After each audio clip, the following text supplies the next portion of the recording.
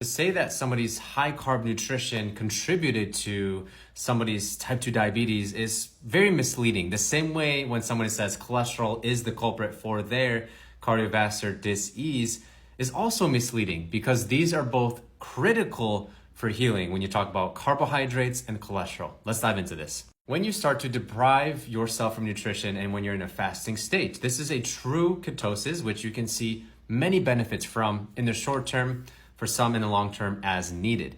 But when you're restricting yourself completely from carbohydrates, and that is your game plan, this is where the body is going to make its own sugar, because that's how important it is for survival, is glucose, because your brain runs on glucose. So much so that if you stop eating any natural forms of sugars like fruits, honey, sweet potatoes, vegetables, you name it, then your body will literally make its own, which is not the body's preferred source of energy to make ATP, which is energy. It is very taxing to go through what's called gluconeogenesis, the body's own ability to make sugar. What is a huge problem for type 2 diabetics and insulin resistance is struggling with endotoxins, gut issues, dysbiosis that create metabolic health issues, that create insulin resistance.